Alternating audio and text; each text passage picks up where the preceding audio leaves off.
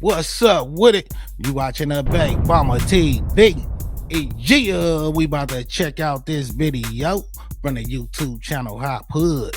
And the title is Eminem reveals why he wasn't intimidated by Suge Knight. Yeah, man, that's a fool with it, man. It definitely was an era when everybody down there was scared of Suge Knight, man. But yeah, man, I don't know. When Eminem came up, though, man, I think Suge Knight team was like falling apart. Yeah, man, when Suge got shot and people started beating him up, that fear just ain't hit the same, man, for real, though. I somewhat think he went from like a bully to damn near almost a peon. Like Frank Sinatra say, though, man, one day you're up, one day you're down. You know what I mean? But yeah, I haven't checked out the video. Don't completely know what they talking about, but let's check it out and see what they talking about.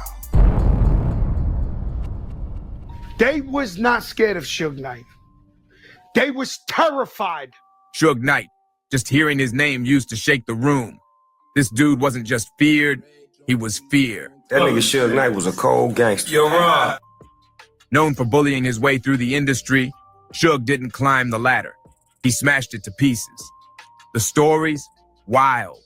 We're talking about people getting beat down, forced to drink urine, and even being dangled off balconies just to sign on that dotted line. Man. Suge was straight savage with it. He ran death row like a street empire, and everybody knew, you don't cross Suge.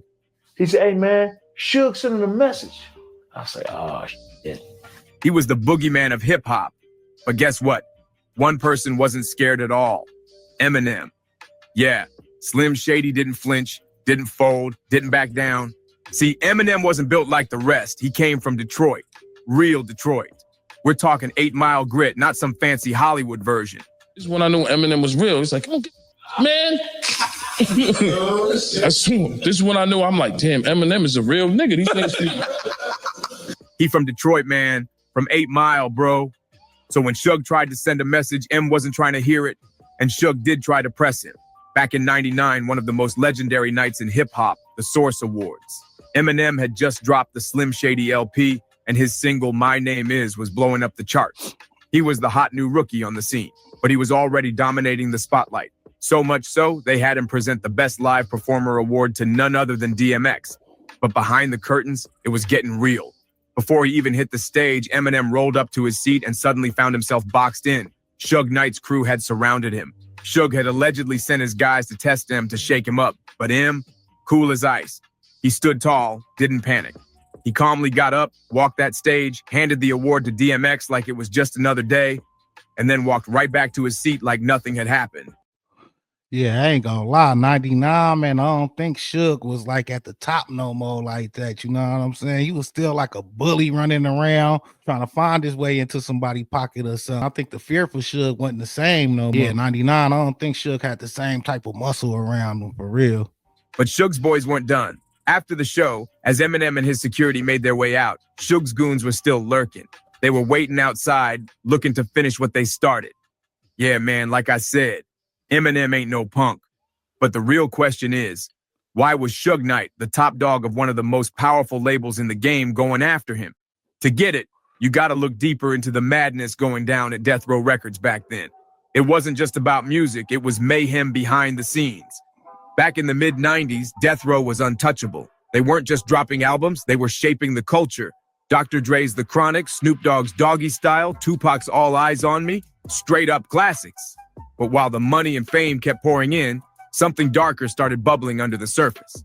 That name, Death Row, started feeling real literal. Suge Knight ran that label like a warlord. His tactics weren't just tough, they were full-on criminal. There's a story where Suge allegedly forced 2 rappers to strip naked at gunpoint and pistol whip them.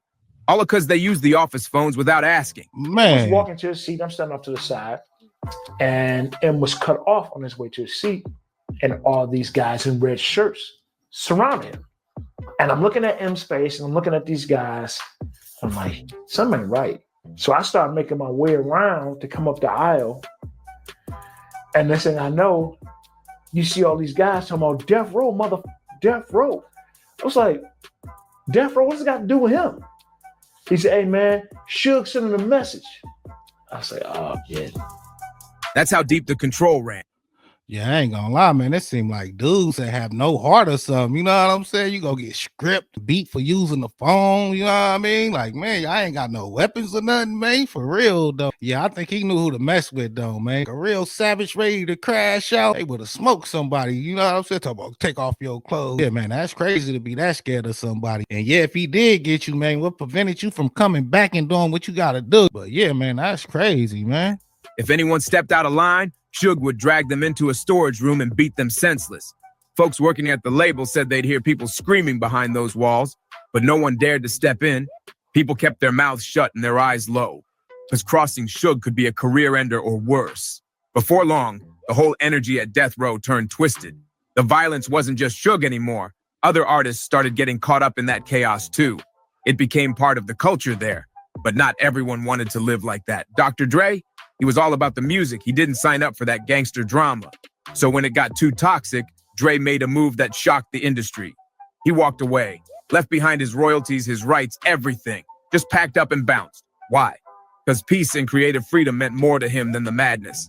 Dre went on to start his own label, Aftermath Records, and never looked back. But Suge, he felt straight up betrayed. And Suge Knight didn't take betrayal lightly.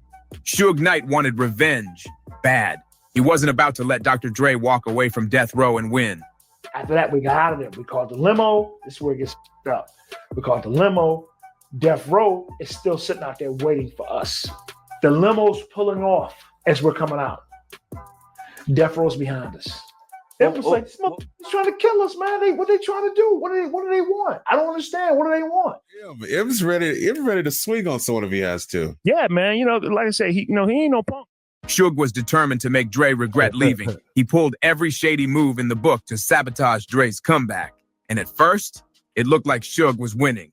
Aftermath Records wasn't hitting like Death Row had. Dre's early releases didn't pop off, and people started whispering that maybe the magic was gone. Maybe Dre had lost his touch. But then, boom, one little cassette tape flipped the whole game.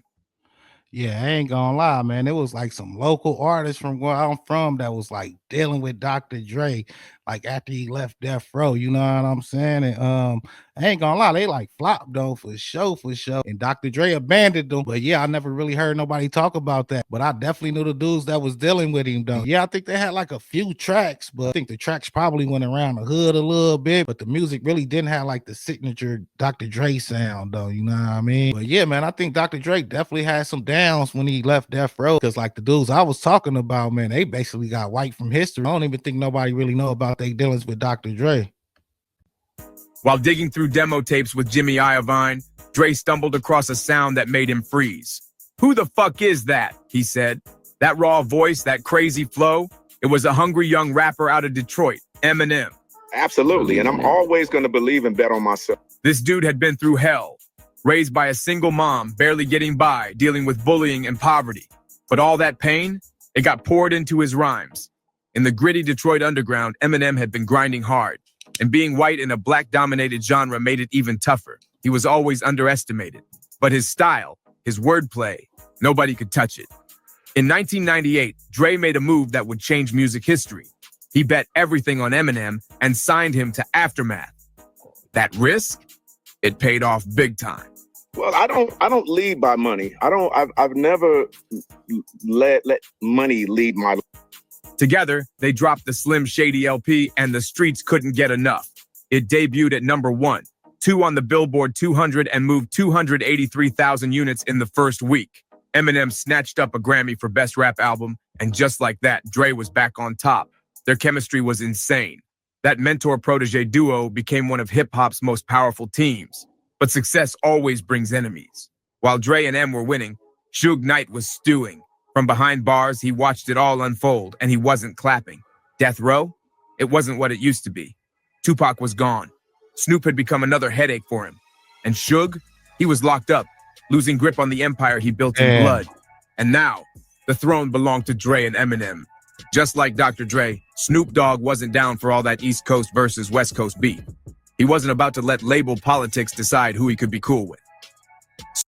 Yeah, I ain't gonna lie, man. That Death Row music, man, after like 96, man, that shit started getting bad, man. For real. Like that Snoop album, Dead Man Walking, that shit was trash. You could tell it was just like songs that they didn't use for other albums and stuff. Just like a lot of trash ass music was coming out. I think some of the records sold because they had that momentum, you know what I mean? But to be honest though, man, it wasn't hitting like the 1995 Death Row, 96 Death Row, man, for real. Though. They basically had lost it musically. Yeah, man, I ain't gonna lie, man. Suge was kind of weird a little bit. Drake walked away from the label and left you all the masters and everything, man. Where's those masters at? Yeah, if he left them all that, man, he basically left you a bag when he left. You know what I'm saying? You still trying to get in his pockets. That was kind of weird. Snoop stayed tight with folks Suge Knight hated, and Suge, he wasn't having it.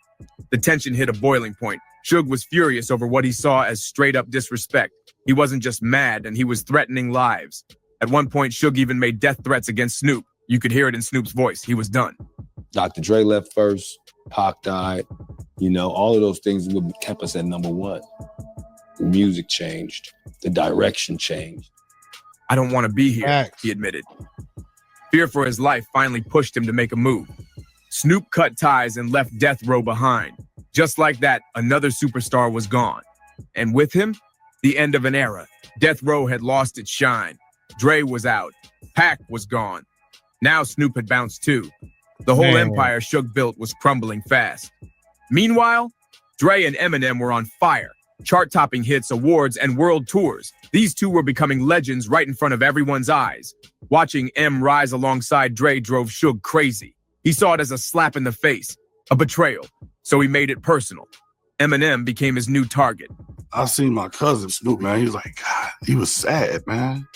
You know, you could hear in his voice that, you know, I don't want to be here. Suge started throwing shots in the media. In a 2002 interview with Howard Stern, he went at Eminem's credibility, questioning if M was really from the streets or just some white boy playing tough for the camera. But Suge wasn't just talking trash. He wanted to scare Eminem in real life. Back in '99, Dre and Snoop threw a Death Row reunion party in Hawaii. It was supposed to be a chill trip with family, kids, wives, a good time. But when they landed, word spread, Suge's people were already there, lurking, and it didn't stop there. Had inherited Dr. Dre's beef by signing with Dre. In 2001, while 50 Cent was shooting the video for Indar Club, Suge pulled up again, this time with a full squad of men. But Eminem, he didn't run. He walked straight outside to face them. You know, we were all going out. We were supposed to be on vacation and having a good time with our family and kids and wives, you know, and, you know, just parlaying, man. As the plane land, they open the door up and you got Honolulu police standing right there talking about, hey, y'all got to come with us. And it was about 20 officers, man. Say, hey, you guys got to come with us. Death Row Records is here and they wreaking havoc. Still, I ain't gonna lie, man. At that point, man, it was about more than music. I don't see what Suge wanted out of the situation, really, though. You know what I mean? Shit, right? If he would have had his people take him out, he probably would have still been in the same position he in today. You know what I'm saying? In jail, damn near. So, yeah, man. I don't know, man. I think Suge probably was focusing on the wrong things or something. But artist-wise, though, man, it was artists going to Death Row, and it seemed like every artist that was going to Death Row was falling off, man, for real. I think like the only rapper really benefited from Death Row after the booming years, I think was Cricket Eye. You know what I mean? Other than that, but too many people gaining from joining Death Row, to be honest. But yeah, man, I wasn't feeling Suge energy though, man. He should have been focusing on the music or something for real though. Yeah, him tripping off what the other dudes doing, man. Damn near killed off Death Row. M kept his mouth shut when it came to Suge in public. Why? In 2004's Like Toy Soldiers, he finally explained it. Dre had told him directly, stay out of it. Don't poke the bear. Suge is coming! So I'm like, Suge's outside. Suge's outside. Everybody like, he was running, dropping. So Suge came, he had some Mexican niggas. Now, we from New York. You ain't never seen a nigga with a tattoo on his forehead. 118th Street crew. I'm like, what the fuck? So Eminem stayed silent, but never scared. On the Collect Call with Suge Knight podcast hosted by Cal Williams, Suge came for Eminem again. This time he fired shots at M's posthumous collab with Tupac, throwing shade at the Loyal to the Game album. Suge straight up called it a flop. Now let's be real. An album that hit #1. When I knew Eminem was real, he's like, I don't give a man. I swear, this is when I knew. I'm like, damn, Eminem is a real nigga. These niggas. One on Billboard. I ain't gonna lie, I'll say that album that Eminem produced of Tupac wasn't like the best Pac album, but I do think it was like one of the better Pac albums after Until the End of Time, you know what I mean? It wasn't the best Pac album, but I'll say it wasn't the worst either though. Board and went platinum. That don't sound like no flop. Fans were quick to clap back, saying Suge was just trying to stir up old beef again, but still, it was a his hater comment for had sure. people thinking. Was there some truth to it? 50 niggas outside, what's up? And then the nigga Suge just walked away. The Mexican niggas looked kind of confused, like they didn't know what was going on. Back in 2003, Eminem personally reached out to Tupac's mother, Afeni Shakur. He wanted her blessing to produce a tribute album for Pac to honor the legacy properly. She gave him the green light, and in 2004, Loyal to the Game dropped. The numbers were big, but the vibes, mixed. Hardcore Tupac fans said the project didn't feel like Pac. The raw, West Coast energy was gone. Instead, the beats felt too clean, too polished, way more Eminem than Tupac. To some ears, it sounded like M was taking over the sound instead of elevating it. And Eminem, he kept quiet. No response, no statement, just silence. That is, until now. Right as 2025 kicked off, a bombshell dropped. An unreleased Eminem diss track from the mid-2000s leaked online, and the internet exploded. The track, titled Smack You, was ruthless. Some fans said if M had dropped it back then, it would have lit the whole industry on fire. In the track, he torches Ja Rule and Suge Knight. He clowns Ja's height and takes brutal shots at his parenting. But then it gets real dark. Eminem accuses Suge Knight of being involved in the deaths of Tupac and Biggie. It was bold, dangerous, straight up reckless. But it also proved something major. Eminem wasn't scared of nobody, not even Suge Knight, the most feared figure in hip-hop. If that track had dropped in its time, things might have gone a whole different way. Damn, that's crazy, man. I ain't even trip off of that track. I don't think I heard it, or maybe I did and didn't even trip off of it, you know what I mean? Yeah, man, Suge energy definitely was off, man. And yeah, man, I don't think nobody should be scared of nobody, really, though, you know what I mean? Yeah, man, I guess he living up to some of his lyrics, because I could have sworn he had a song, I just don't give a fuck, you know what I'm saying? But yeah, Suge coming, and I guess he just didn't give a fuck, you know what I mean? For real, though. Yeah, man, salute to Eminem, though, man. Salute to Suge, too, though, man. Yeah, I think his energy was messed up. He was focusing on the wrong things, man. And I think his muscle, too, man, they probably ain't even know that, like, Suge was really going broke around that time, man. That's why he was messing with people, because he wasn't getting no music money or something, for real, though, man. Yeah, man, I think Suge Knight might be one of the biggest downfalls in history, though, like, as a CEO, though, you know what I mean? Like, man, ain't getting paid from these masters and royalties or nothing. I don't know. Like, man, where all that stuff go? Where all the money go, though? Like, for real, though. That's, like, real questionable. They was making millions and millions and millions, you know what I mean? Big millions, though, man. But yeah, man, I don't know where the money went, man, but I think the money went somewhere or something, man. How y'all lose all that money like that fast, though, man? It don't even make no sense. Yeah, man. Let me know what y'all think in the comments. Like, share, and subscribe. You watching the Baby Mama TV. Thanks for watching. Thanks for supporting. Until next time. All right.